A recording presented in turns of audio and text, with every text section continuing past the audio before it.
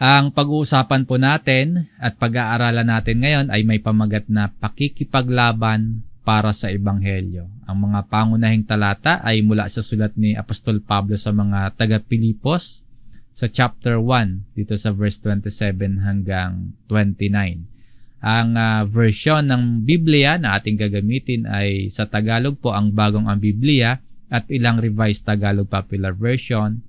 At sa English po ay New American Standard Bible. Ang buhay ng isang Kristiyano, madalas po nating laging inihahambing sa isang digmaan o sa isang labanan. Para din katulad sa anumang paborito nating sports. Kapag nagsimula na yung oras, simula na din po yung laban. At magtatapos lang po yung labanan kapag tapos na yung oras. Halimbawa, basketball, kapag nag-jump ball na, start na ng laban. Or kung sa boxing naman, kapag tumunog na yung bell, simula na ng labanan. Ganon din po sa atin bilang mga mananampalataya. Nung simula po na nag-declare ka ng pakikipag-isa mo kay Kristo, nagsimula na at nagpapatuloy na ang labanan mo. Nung simula po, nung unang araw na tinanggap natin ang Panginoong Hesus sa ating buhay, nagsimula na din, kumbaga nag-jump ball na din, o tumunog na yung bell, hudyat ng simula ng ating pakikipaglaban sa mga kaaway ng mabuting balita o kaaway ng Ebanghelyo ni Kristo. Ganon din dito sa pag-aaral natin sa sulat ni Apostle Paul sa mga taga-Pilipos. Nais ni Pablo na paalalahanan at i-encourage yung mga Kristiyano dito sa Pilipos kung papaano yung dapat nilang gawin sa pakipaglaban para sa mabuting balita ni Kristo na una nilang tinanggap. So, nasa isang labanan sila at meron silang kalaban. Hindi na practice lang, hindi na kunya-kunyarian lang yung laban, kundi nasa totoong labanan na. Kaya kung basketball or boxing, merong totoong kalaban. Merong totoong labanan, merong katunggali, merong opposition. At hindi lang talaga paligsahan, no? Ito po ay spiritual deathmatch. Totoong laban, totoong kaaway, merong totoong opponents. Basahin po natin yung ating main text ayon kay Apostle Paul sa verse 29 dito sa Pilipos chapter 1. At sa anuman ay huwag kayong matakot sa inyong mga kaaway. Nung sinulatan ni Pablo, itong mga taga-Pilipos, meron silang mga kaaway. Ang payo ni Apostle Paul, not in any way terrified by your adversaries or not intimidated by your opponents. Yun ang payo ni Apostle Paul. Dito sa New American Standard Bible, in no way alarmed by your opponents. Ngayon, sino ba itong mga kaaway? Sino ba itong mga opponents ng mga taga-Pilipos? Marahil sila or ito po yung binabanggit ni Pablo sa chapter 3 sa verse 2 na sinasabing mga kaaway. Sabi po dito, mag-ingat kayo sa mga aso. Mag-ingat kayo sa masasamang manggagawa. Mag-ingat kayo sa mga hindi totoong pagtutuli. Maring sila yan or ito yung mga binabanggit na kaaway ni Pablo sa chapter 1. Ito yung mga Judaizers o kaya mga false teachers na nasa Pilipos. Mga naniniwala pa din sa aral na para maligtas yung sarili, kailangan gumawa ng mabuting gawa katulad ng pagtutuli, katulad ng mga kung ano-ano pang mga gawa na itinuro ng mga Hudyo na taliwas naman po sa pagtuturo ni Apostol Pablo.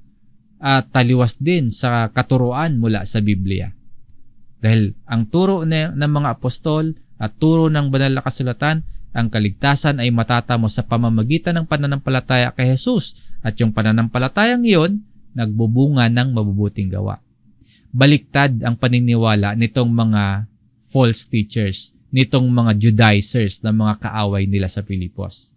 Ang paniniwala nga po nila, kaya pinag-iingat yung mga Kristiyano sa Pilipos ay gumawa muna ng mabuting gawa para maligtas. Samantalang para sa mga Kristiyano sa Pilipos, ang kaligtasan ay sa pamamagitan lamang ni Jesus at yung kaligtasan na yon ay magreresulta ng mabuting gawa.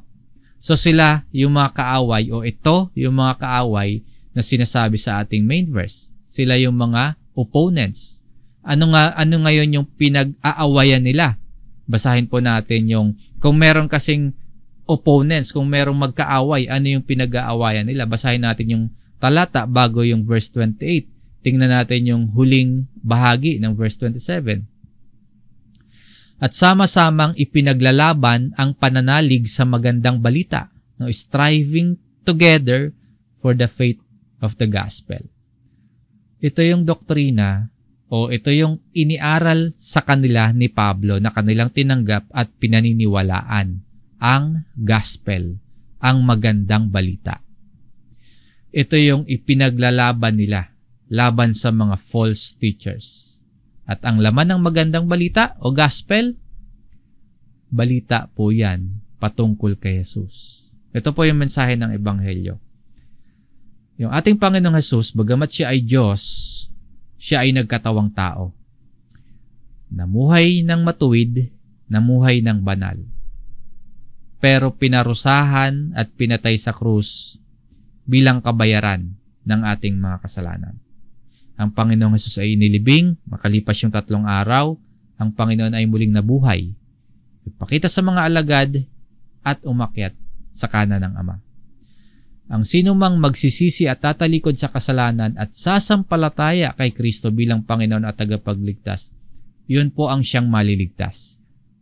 Yan ang aral o yan ang doktrina at mensahe ng Ebanghelyo o magandang balita. At yan ang paniniwala ng mga taga-Pilipos. Yan yung ayaw tanggapin ng kanilang mga opponents, ng mga Judaizers. Ayaw tanggapin ng mga kaaway nila yung magandang balita na nandyan sa Pilipos. Pinipilit nila yung aral para magkatamo ng kaligtasan, gumawa ng mabuti. Tulad ng pagtutuli, pag-iikapo, pag-aayuno, at iba pang mga aral ng mga Hudyo para maligtas daw. Ayaw tanggapin ng mga opponents si Kristo o hindi nila matanggap-tanggap yung laman ng magandang balita. Kaya itong mga Kristiyano sa Pilipos, ginigipit, pinipersecute, nakakaranas ng paghihirap, paghihiya, nakakaranas ng mga rejections. Katulad ng persecution, katulad ng paghihirap, katulad ng pagkakakulong na nararanasan ni Pablo dahil sa pananalig ni Apostol Pablo sa magandang balita ni Kristo. Yung mga Kristiyano dito sa Pilipos, na-outcast sila. Nilalayuan sila ng mga tao, pinagtatawanan sila, dinidiscriminate sila, kinukutya sila dahil sa kanilang pananalig sa Ebanghelyo. Yan yung stand ng dalawang panig sa panahong ito, magkasulungat at nagkakaroon ng conflict sa pagitan ng mga Kristiyano sa Pilipos at sa mga Judaizers. Sa panahon naman po at sa sitwasyon natin ngayon, hindi man kasing bigat o hindi man kasing hirap ng nararanasan ng mga taga-Pilipos na persecutions. Pero maaaring makaranas din tayo ng mga panghihiya, pang-persecute dahil sa pananalig natin sa gospel.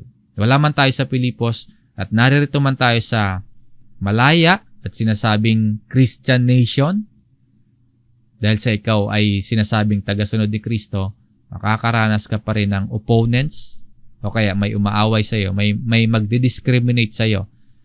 Hindi man kasing bigat ng naranasan ng mga Kristiyano sa Pilipos. Pero makakaramdam din tayo, makakaranas din tayo ng persecution. Ngayon po, maaring ilan sa inyo iniiwasan ng mga non-Christian na mga kaibigan mo. Maaring meron sa inyong iniiwasan ng mga kakilala, nilalayuan ng mga kainuman dati, nilalayuan ng mga kasugal dati, nilalayuan ng mga tropa dahil ikaw ngayon ay Kristiyano na. Or sa iba naman po, maaring pati pamilya mo, nilalayuan ka or ginigipit ka dahil ang practice ng faith mo ngayon ay sa paraang biblikal na at hindi na sa mga tradisyon, kaya hindi na sa mga ribo-ribulto. May nabalitaan po akong nung nakaraang family Bible camp natin, meron tayong bisita na gusto niya talagang maging Kristiyano. At gusto niyang talikuran yung nakagisnan niyang relihiyon. Pero natatakot siya sa parent niya.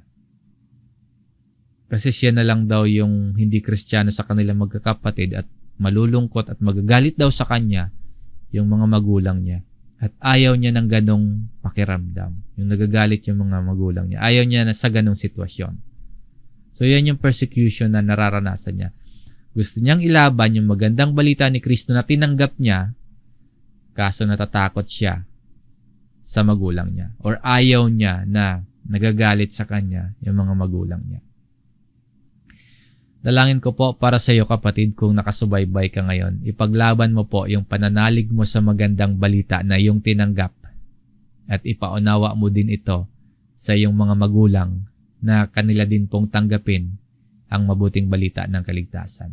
And hindi ka nag-iisa sa mga rejections, sa mga panggigipit o kaya mga persecutions. Maging kami din po at marami sa atin dito pinagtatawanan, pinagdududahan, minamaliit. Ang tingin sa atin ng ilan, killjoy, corny, boring, na hindi ka na lasinggero, hindi ka na sugarol, no? Hindi ka na pumaparty, hindi ka na yung bang walang taros na pagsasaya, hindi ka na nakikisama sa mga ganon. Minsan nga po, ang tingin sa amin, kontrabida eh. Lalo na kapag sinasabi po namin na yung paglilingkod at pagsamba sa Diyos, hindi patungkol sa method, hindi patungkol sa branding. Ang paglilingkod at pagsamba sa Diyos, hindi patungkol sa execution, na para bang nagko-concert na at sobrang haba-haba at paulit-ulit na mga awitan na sa gawaing pagtitipon. Minsan tingin sa amin, corny, killjoy. Kapag pinapayo namin ang pagsamba at paglilingkod sa Diyos ay patungkol lamang sa salita ng Diyos. Na dapat sa ebanghelyo nakafocus ang bawat isa. Minsan nakaranas din kami niya. Talaga pong bilang mga mananampalataya na ang focus ay ang salita ng Diyos at ang ebanghelyo, makakaranas ka ng persecutions. Tulad sa mga taga-Pilipos. Nais ng mga Kristiyano sa Pilipos na mapanatili yung pagiging sentro ng iglesia lokal nila na nakasentro sa ebanghelyo. So hanggang ngayon din po, merong mga opponents, merong mga oppositions, at makakaranas tayo ng labanan sa ating pananalig sa magandang balita. At dahil nga po, nakakaranas ng labanan itong mga taga-Pilipos dahil sa kanilang pananalig at paghawak sa gospel, nagbigay si Apostol Pablo sa kanila ng mga payo. Nagbigay sa kanila ng mga encouragement. Tingnan natin, no? At bigyan pansin din natin, lalo na kung tayo po ay haharap or maaring humaharap sa labanan, at sama-sama din nating ipaglaban ang pananalig sa magandang balita. So ito yung mga payo o kaya mga encouragement ni Apostle Paul. Una, sa pakikipaglaban para sa ebanghelyo, number 1, ang inyong pamumuhay ay maging karapat-dapat sa ebanghelyo ni Kristo. Sa verse 27 po ng sulat ni Pablo sa mga taga-Pilipos, ang inyo lamang pamumuhay ay maging karapat-dapat sa ebanghelyo ni Kristo. Ibig sabihin po, pagsikapang mamuhay ayon sa ebanghelyo. So sinasabi ni Apostol Pablo sa mga Kristiyano sa Pilipos, yung mga pamumuhay dapat ninyo nararapat at naaayon worthy of the gospel of Christ. Hinihikayat ni Pablo na mamuhay sila ayon sa halimbawa at ayon sa mga natutunan nila kay Kristo. Kung sino si Kristo, kung ano yung halimbawang ipinakita niya, ganun din po yung pamumuhay na dapat nilang ipamuhay bilang sila ay tumanggap ng ebanghelyo ni Kristo. Or sa malalim na pakahulugan pa dito ni Pablo, yung mga Kristiyano ay mamuhay dapat ng may kabanalan at pagiging matuwid tulad ni Kristo. So kung sinasabi sa atin kung sino si Kristo, kung ano yung kalagayan ng ating Panginoong Jesucristo, ano ang ginawa niya, at dahil sa ating pagkikipag-isa kay Kristo, mamuhay tayo ayon sa kalagayan ngayon natin. Kung sino tayo. At ano na yung pagkakakilanlan natin bilang mga tagasunod ni Kristo? Mamuhay tayo tulad sa Panginoong Jesucristo. At makikita pa natin dito kung bakit sinabi ni Pablo na mamuhay or ang ating pamumuhay ay maging karapat-dapat sa Ebanghelyo. Bakit daw po? Sinasabi ito, encouragement ito ni Apostle Paul para mapanatili yung integridad ng isang Kristiyano, para ma-preserve yung moral cleanliness ng isang local at universal church. Alalahanin natin, dito sa Pilipos, meron silang mga kaaway, meron silang mga opponents. So sinasabi sa kanila ni Pablo, para mapanatili yung mabuting integridad ng mga Kristiyano at mabuting integridad ng church sa Pilipos, ang inyo lamang pamumuhay ay maging karapat-dapat sa Ebanghelyo ni Kristo. Halimbawa, ako yung opponents na sinasabi dito sa verse 28. Ako yung kaaway. Tapos kayo, yung mga Kristiyano sa Pilipos. Bakit sinasabihan kayo ni Pablo na yung pamumuhay dapat ninyo ay karapat-dapat o worthy sa gospel? Again, ako yung opponent. Ano yung gagawin ko? Titingnan ko yung uri ng pamumuhay ninyo. Aabangan ko na gumawa kayo ng mali at yun ang ipanglalaban ko sa Ebanghelyo ni Kristo. Wala akong maibutas sa gospel So gagamitin ko yung klase ng pamumuhay nyo. Kapag nakita ko na mainitin yung ulo mo, na magagalitin ka, na nagsasalita ka ng masama sa kapwa mo, so bakit ako makikinig at maniniwala sa Ebanghelyo na yan? Kung ikaw nga po, na sinasabi mong tinanggap ng Ebanghelyo at nakipag-isa kay Kristo, ay ang iyong pamumuhay ay hindi according o worthy sa gospel. Kung ako yung opponent, titingnan ko yung klase ng pamumuhay mo. Kaya sabi ni Pablo, ang inyo lamang pamumuhay ay maging karapat-dapat sa Ebanghelyo ni Kristo. Again, ako yung opposition, tapos nakikita ko, sugarol ka, lasenggero ka, o kaya isa kang elder o leader ng ministry pero nagbebenta ka ng peke, or kaya nandadaya ka sa trabaho mo, nandadaya ka sa school, or mga leaders kayo sa loob ng local church ay konting differences lang, non-essentials na mga at hindi naman doctrinal conflicts, pero nag-aaway-away kayo, nag-iiwanan kayo at naglilipatan kayo ng ibang church. Hindi lang napagbigyan ng gustong style ng music, o kaya hindi lang napagbigyan ng style ng preaching, aalis agad, lilipat ng ibang church. Ang payo ni Pablo, maging karapat-dapat ang pamumuhay sa Ebanghelyo para mapanatili ang integridad ng isang Kristiyano at mabuting integridad ng iglesia. Kapag hindi po tayo namumuhay ng naayon sa mabuting balita ng Panginoong Hesus, mahirapan tayong makapag-akay ng iba na maging tagasunod din sila ni Kristo. Paano tayo magiging ilaw ng sanlibutan kung yung ating pamumuhay hindi naaayon at hindi karapat-dapat sa Ebanghelyo ni Kristo? Imagine po, ang galing-galing nating mag-preach kapag Sunday. Ang galing-galing nating tumugtog ng instrumento, ang galing-galing nating umawit. Pero kapag araw na ng Lunes hanggang Sabado, madaya tayo sa trabaho, madaya tayo sa ating negosyo, madaya tayo sa ating pag-aaral. Remember, nakatingin sa atin ang ating mga kalaban. Dapat ang nakikita sa atin ng ating mga kalaban, Christ-likeness, kabanalan, kahinahunan. Dapat meron tayong pagkakaisa.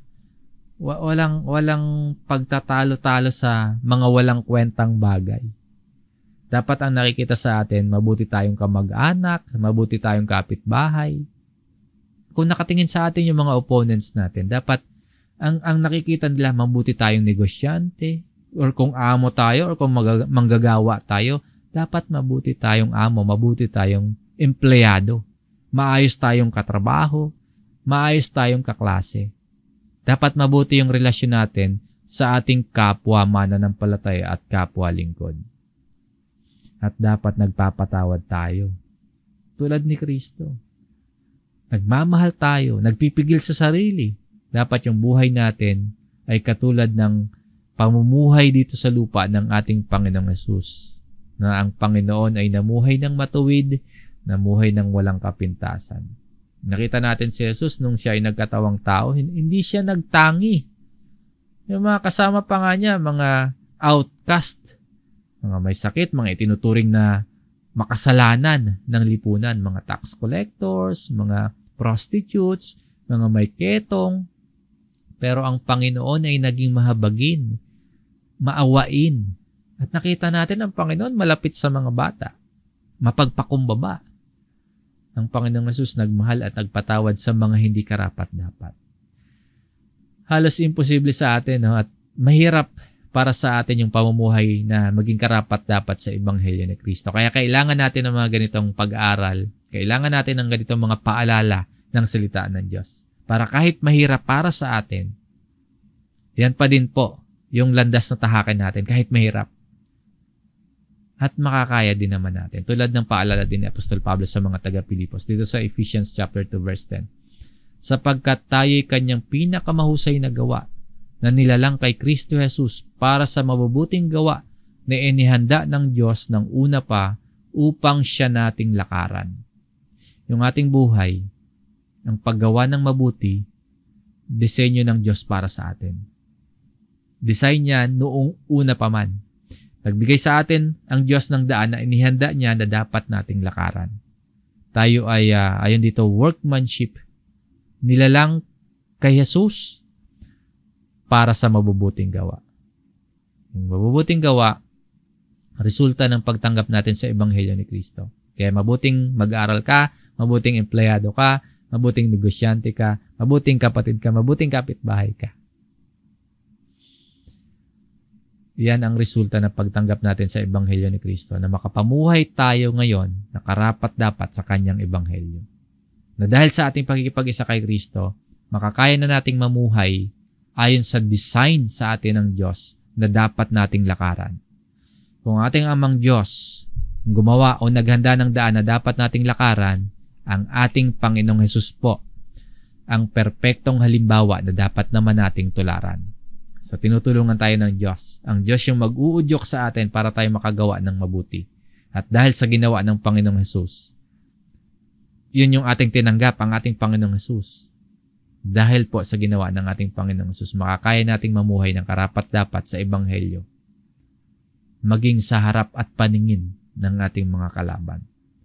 So, number 1 na encouragement, ng inyong pamumuhay ay maging karapat-dapat sa Ebanghelyo ni Kristo. Number 2, naninindigan sa isang espiritu. Na kahit ako ay dumating at kayo'y makita o wala man sa harap ninyo at mabalitaan ko ang mga bagay patungkol sa inyo na kayo'y naninindigan sa isang espiritu. You are standing firm. Meron kayong paninindigan. Kahit anong mangyari, hindi ka matatangay ng ibang aral for the sake of the gospel. So, magkaroon kayo ng paninindigan sa isang espiritu. Hindi dapat nangyayari sa atin yung patangay-tangay lang kung saan-saan.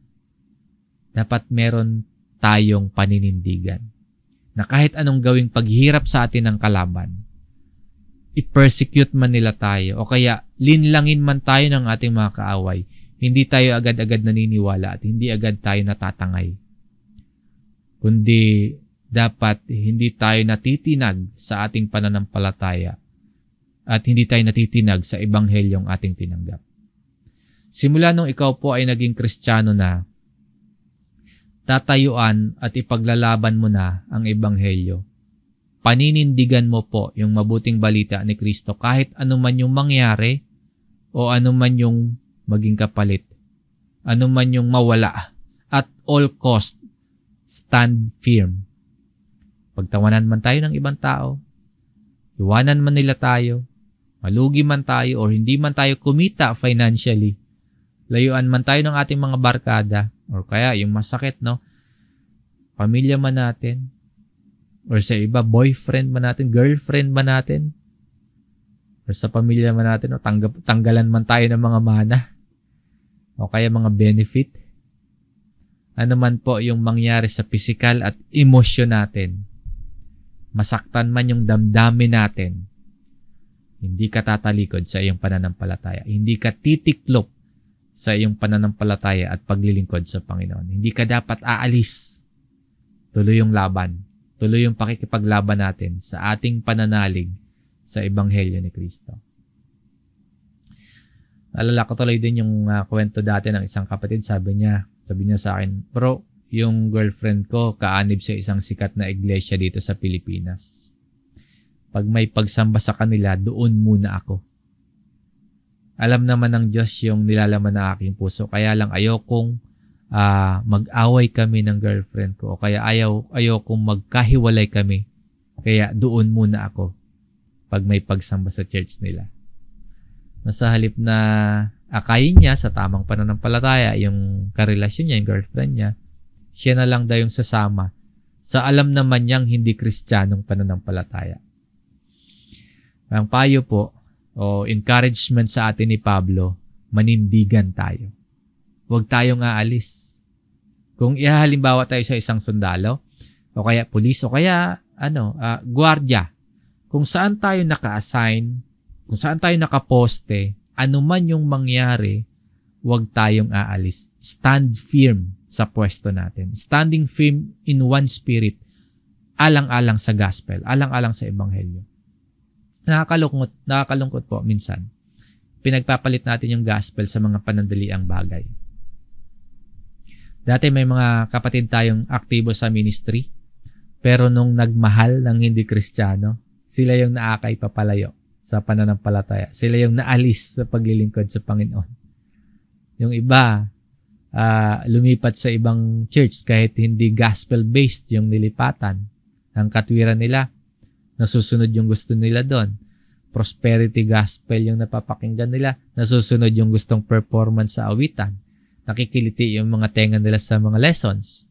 Ayaw nila ng masasakit na katotohanan, pero makakabuti sa spiritual. May parking yung church nila, air condition yung church nila, may healing at miracle crusade yung church nila. Gusto yung parang laging binubola, laging pinapagaan yung pakiramdam, pero hindi naman lumalago sa pananampalataya at kaalaman mula sa salita ng Diyos.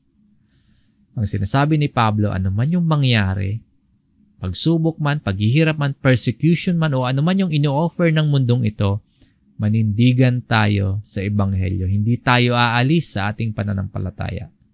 Ngayon, kung parang nagdududa na tayo, para bang pinanghihinaan na tayo dahil sa hirap, dahil sa nararanasan nating pang-uusig o kaya panlilin lang ng kalaban, kung pakiramdam natin, ayaw na nating magpatuloy, na humihina yung paninindigan natin, na parang matatangay na tayo, na parang bibigay na tayo dahil sa pressures, dahil sa oppositions, dahil sa mga opponents sa pagsunod natin sa Ebanghelyo ni Kristo, huwag po tayong masyadong mag-alala. Sa halip po, mapanatag tayo. Na iingatan tayo ng Diyos hanggang matapos natin ang buhay nating ito. Sabi nga ni Pablo sa Pilipos, ako'y panatag sa bagay na ito, na ang nagpasimula sa inyo ng mabuting gawa ay siyang magtatapos nito hanggang sa araw ni Jesucristo.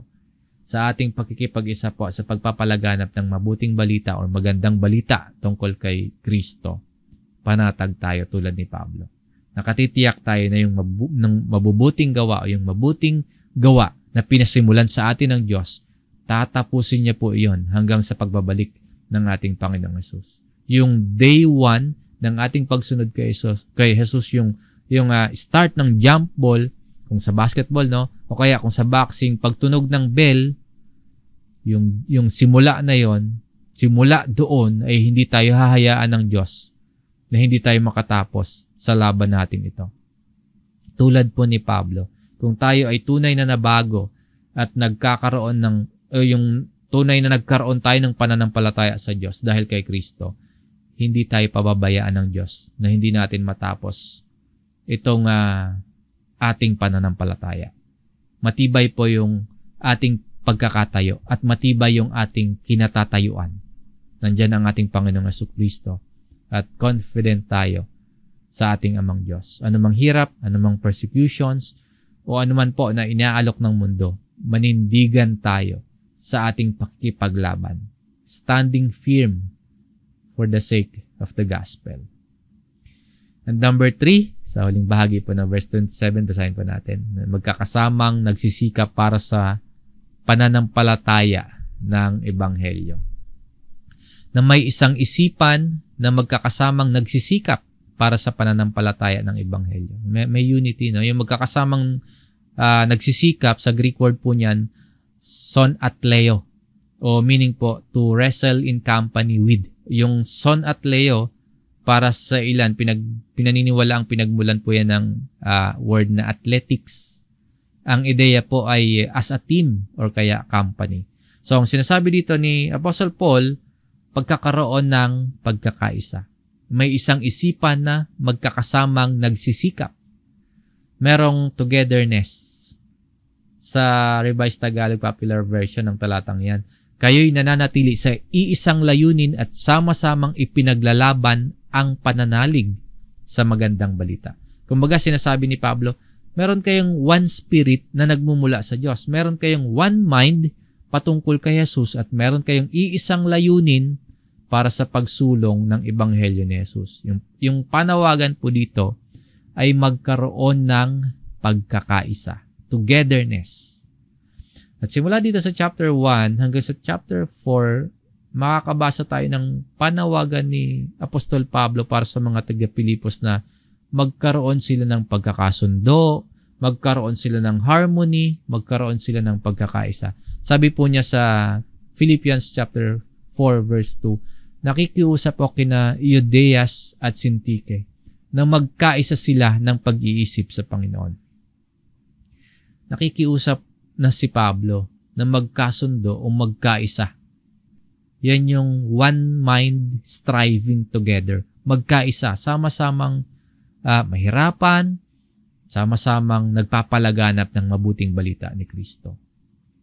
To live in harmony. Kung magpapatuloy itong pag-aaway nila, mga leaders pa naman yata ito dito sa Pilipos, kung magpapatuloy yung hindi nila pagkakaisa, maaaring pasimulan yan pababa sa kanila para magkaroon ng pagkakampi-kampi sa loob ng iglesia. At hindi yan magandang tingnan ng mga kaaway. Pabor yan sa kanilang mga opponents. Na yung mga leaders nila, pababa sa mga members nila, nagkakaroon ng division. Sasabihin ng mga Judaizers, tingnan nyo yung mga nagsasabing mga Kristiyano, sa loob nila ang gulo-gulo nila. Sa loob nila walang pagkakaisa, walang harmony. Kung merong division sa loob nila, kung merong kampihan sa kanila, hindi yan naaayon sa pamumuhay na karapat-dapat sa Ebanghelyo ni Kristo. Kapag watak-watak sila, mahirapan sila magpalaganap ng Ebanghelyo at mahirapan sila makapag-akay ng ibang tao na tanggapin yung gospel. Sa loob ng ating iglesia, dapat ang nakikita sa atin, magkakasamang nagsisikap para sa pananampalataya ng Ebanghelyo. Kapag nagkakanya-kanya tayo at wala tayong harmony, mahirapan tayo laban sa mga kaaway. Ang isang ebidensya ng pamumuhay ayon sa Ebanghelyo ni Kristo, pagkakaroon po ng pagkakaisa. And siya nga palang, sinasabi sa atin dito ni Pablo na magkaroon ng pagkakaisa o isang isipan at magkakasama dito sa ating main verse. No? Sinasabi po dito na may isang isipan na magkakasamang nagsisikap yung with one mind striving together. May limitasyon po ito. May hangganan po ito. Kapag iba na yung kanilang pag-iisip, kapag iba na yung kanilang layunin, kapag iba na yung doktrinang dala-dala nila, hindi na ito kasama dito sa sinasabing pagkakaisa. Hindi na dito kasama na may isang isipan. Aalisin na or hindi na natin pakikisamahan kapag iba na yung aral na taglay nila. Halimbawa, yung kanilang stand, si Kristo tao lamang at walang pagka-Diyos. Hindi na papasok po dito yung pagkakaroon ng pakikipag-isa. Kailangan po ang sinasamahan natin o yung sinasamahan yung nagkakaisa ay merong iisang doktrina. One mind striving together. Halimbawa, yung doktrina ng iba, ang kaligtasan nila matatamo sa paggawa ng mabuti. Yung doktrina nila, ang kaligtasan matatamo sa pag-anib sa kanilang church. Hindi na yan applicable yung sinasabi ditong magkaroon ng harmony. Magkaroon ng isang isipan. Kung distorted na po o twisted na po yung gospel, katulad ng prosperity gospel at iba pa, hindi na tayo kaisa doon. So may limitasyon, no? May hangganan yung panawagan dito na magkaroon ng isang isipan. Kapag taliwas na sa gospel, hindi na yan applicable. Ang pangatlong encouragement sa atin ni Apostle Paul, magkakasamang nagsisikap para sa pananampalataya ng Ebanghelyo. So tayo po ay nagkakaisa, tayo ay may harmony, tayo ay magkakasama dahil sa mabuting balita ni Kristo. And number 4, huwag kayong matakot sa inyong mga kaaway. Sa verse 28 po, at sa anuman ay huwag kayong matakot sa inyong mga kaaway. Not intimidated by opponents. Kumbaga, fearless, katulad ni Pablo. Nakikilala natin si Pablo sa kanyang mga sulat na wala siyang takot. Kahit mawalan man siya ng mga, yung kanyang, kung ano man taglay niya, yaman, kahit mawala. Yung pribilehiyo niya, na meron, kung meron man, kahit mawala yun yung mga privilege niya sa kanyang sitwasyon. Pati nga kanyang buhay, parang sinasabi niya kahit mawala, okay lang. Sabi ni Pablo sa chapter 3, dito sa verse 8. Oo, itinuturing kong walang kabuluhan ang lahat ng bagay bilang kapalit ng lalong mahalaga, ang pagkakilala kay Kristo Jesus na aking Panginoon. Ang lahat ng bagay ay ipinalagay kong walang kabuluhan, makamtan ko lamang si Kristo. So itinuturing ni Apostle Paul na walang kabuluhan ang lahat ng bagay. All things. Ayon kay Pablo, walang kabuluhan para sa kanya. At hindi lang lahat ng bagay, sabi naman niya sa chapter 1, sapagkat para sa akin si Kristo ang aking buhay at kamatayan ay pakinabang. And to die is gain. Para kay Pablo, diba sinabi niya, walang kabuluhan yung mga bagay. Dito po, pati kamatayan. Pakinabang para sa kanya. Dahil sa nakipag-isa siya sa Panginoong Hesus. So, nakikita natin doon, no? All things, pati buhay niya, walang takot si Pablo na mawala man ang lahat sa kanya. Mawala man pati yung kanyang buhay dahil sa kanyang pananalig kay Kristo. Tingin pa nga niya kung mawala yung kanyang buhay, pakinabang, gain pa niya yun. So, fearless si Apostle Paul.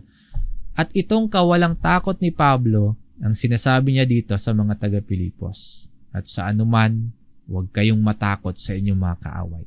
Sinasabi ni Pablo, kung si Kristo yung pinakamahalaga sa inyong buhay, at nasa inyo ang pinakamahalaga, si Kristo ay nasa inyo, huwag kayong matakot sa inyong mga kaaway. Hindi na kayo dapat matakot sa kaaway na aalisan kayo ng lahat ng mga bagay, na pahihirapan kayo, o kaya maaari kayong mamatay dahil sa inyong pakikipag-isa kay Kristo. Hindi na tayo dapat matakot. Nasa atin na yung pinakamahalaga sa lahat.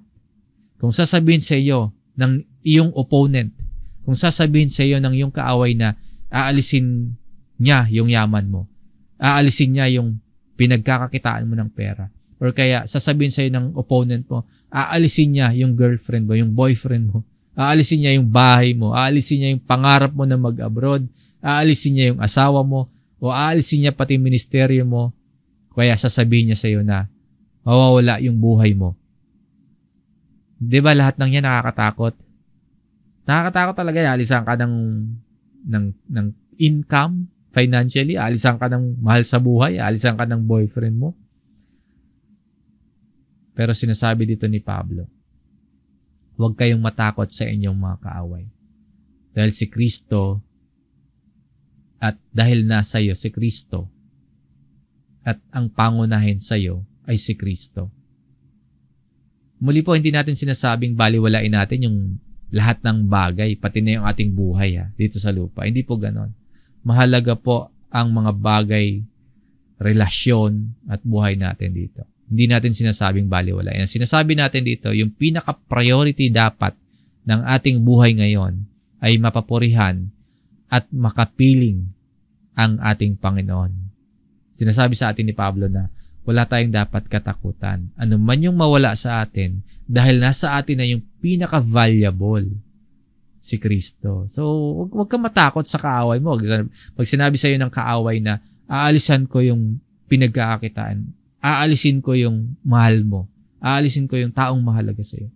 Pero dahil nasa iyo na yung pinaka-valuable sa lahat, nasa iyo na ang Panginoong Hesus, meron ka ng contentment at joy dahil kay Kristo.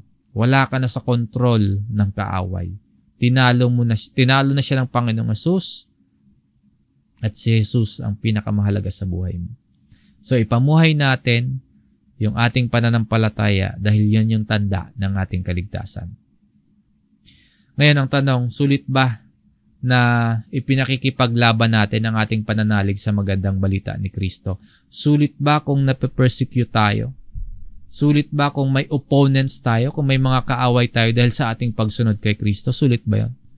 O sulit ba kung magastusan tayo ng pera dahil sa pagsuporta natin sa pagsulong ng Ebanghelyo? And sulit ba kung iwanan man tayo ng boyfriend natin o kaya ng girlfriend natin dahil pinili natin ang Ebanghelyo ni Kristo? Sulit ba kung hindi tayo kumita o kaya nawalan tayo ng kita dahil pinili natin ang paglilingkod kay Kristo? Sulit ba kung ang pinakamahalaga sa atin ngayon ay si Kristo na at hindi na yung mga pansamantalang mga bagay? At sulit ba kung nagpupuya tayo sa pag-aaral ng Biblia? Sulit ba kung ang sakit ng yung mga nararanasan nating sakit ng ulo, kung paano pangangasiwaan at kung paano pasisiglahin ang ating mga lokal? Sulit ba yun? Napapaisip na ba tayong bumigay at sumuko sa ating pananampalataya? Sabi dito ni Apostle Paul, at sa anuman ay huwag kayong matakot sa inyong mga kaaway. Para sa kanila ito ay tanda ng kanilang kapahamakan, ngunit ng inyong kaligtasan, at ito'y mula sa Diyos. Sapagkat sa inyo'y ipinagkaloob, alang-alang kay Kristo, hindi lamang ang manampalataya sa Kanya, kundi ang magtiis din naman alang-alang sa Kanya. Napansin po ninyo ang sinabi ni Pablo dito? Akala ko nung una, pananampalataya lang ang ipinagkaloob sa atin. Maging ang pagtitiis pala, kaloob din sa atin. Ibig sabihin, yung pagkakaroon natin ng opponents, yung nakakaranas tayo ng persecutions, yung iniiwan tayo, yung nawawalan tayo dahil sa pinili nating sundin si Kristo at ang Kanyang Ebanghelyo, yung pananampalataya at pagtitiis, tanda ng ating kaligtasan. Kaya pala panatag si Pablo, kaya pala hindi siya natatakot dahil ang kanyang pananampalataya at pagtitiis alang-alang kay Kristo, tanda ng katiyakan at tanda ng kanyang kaligtasan. So kung tayo po ay may pananampalataya at may pagtitiis dahil sa gospel, maging panatag din po tayo tulad ni Pablo at huwag tayong matakot dahil tanda yan ng pagkakaroon natin ng kaligtasan. Sa iyong pananampalataya at pagtitiis na kaloob ng Diyos, alang-alang kay Jesus, ang iyong kaligtasan ay totoo at sigurado, may katiyakan. Suriin po natin ang ating mga pananampalataya. Kung wala tayong nararanasang sufferings dahil sa ating pananampalataya, medyo magtaka tayo ng konti. Baka umaayon tayo sa masamang takbo ng sanlibutang ito. Baka kaya wala tayong opponents, baka kaya wala tayong nararanasang persecution, kaya walang pagtitiis, dahil pala umaayon tayo sa masamang nasa ng sanlibutan. Sabi po dito ni Pablo, but also to suffer for His sake. Kaloob din po sa atin ng Diyos ang pagtitiis at kasama po yon sa sign ng ating kaligtasan. So, magpatuloy po tayo sa ating pakikipaglaban para sa Ebanghelyo. Ang ating pamumuhay ay maging karapat-dapat sa Ebanghelyo. Manindigan tayo sa isang espiritu, magkakasama tayong nagsisikap para sa pagsulong ng Ebanghelyo at huwag tayong matakot sa kahit anong pumipigil sa atin para maipamuhay at masunod ang Ebanghelyo. Magpatuloy po sa pakikipaglaban. Ang mensahe para sa ating lahat ng salita ng Diyos. Maraming salamat sa inyong pakikinig mga kapatid. Purihin natin ang Panginoon. Ang biyaya ng salita ng Diyos, sumainyo pong lahat. Tayo po ay muling manalangin.